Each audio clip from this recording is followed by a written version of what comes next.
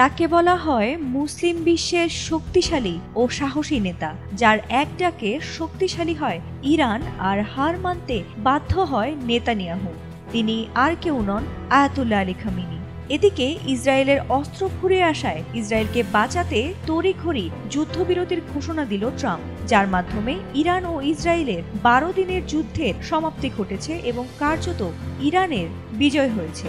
তবে এমন বিজয় উদযাপনেও নেই খামেনি। তাই মুসলিম বিশ্বের অন্যান্য দেশ সহ ইরানিদের মধ্যেও এ বিষয়ে ব্যাপক দুশ্চিন্তা দেখা দিয়েছে যে তাদের সর্বোচ্চ নেতা আয়াতুল্লাহ আলী খামেনি কোথায় রয়েছেন। নিউ ইয়র্ক টাইমসের প্রতিবেদনে বলা হয়েছে, গত প্রায় এক সপ্তাহ ধরে ইরানের সর্বোচ্চ ধর্মীয় নেতা খামেনিকে জনসম্মুখে দেখা যায়নি বা তার কোনো বক্তব্য বা বিবৃতিও শোনা যায়নি। এ নিয়ে ইরানের রাষ্ট্রীয় টেলিভিশনের উপস্থাপক মঙ্গলবার খামেনির কার্যালয়ের প্রধান কর্মকর্তা মেহেদি ফাজাইলিকে প্রশ্ন করেন, সব মানুষ আমাদের সর্বোচ্চ নেতাকে নিয়ে খুবই চিন্তিত।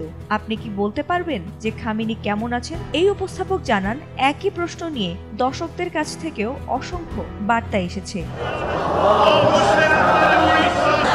এর জবাবে মেহেদি ফাজাইলি সোজাসুজি জবাব না দিয়ে বলেন, আমাদের সবার উচিত প্রার্থনা করা। মেহেদি আরও বলেন, যারা সর্বোচ্চ নেতাকে রক্ষা করার দায়িত্বে আছেন তারা ভালোভাবেই তাদের কাজ করছেন। সৃষ্টিকর্তার ইচ্ছায় আমাদের জনগণ নেতাকে পাশে নিয়েই বিজয় উদযাপন করতে পারবে।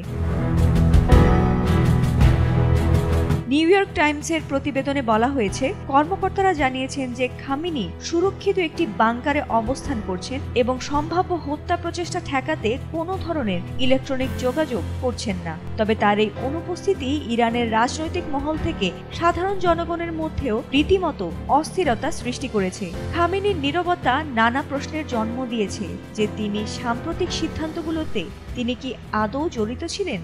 তিনি প্রতিদিনকার রাষ্ট্র পরিচালনায় কি এখনো সক্রিয়, নাকি তিনি অসুস্থ, আহত, নাকি মারা গেছেন?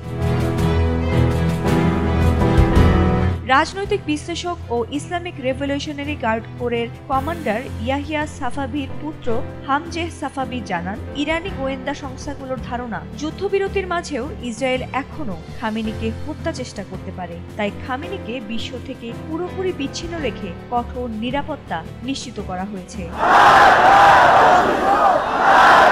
ফাতিমা সুলতানা, এটিএন বাংলা।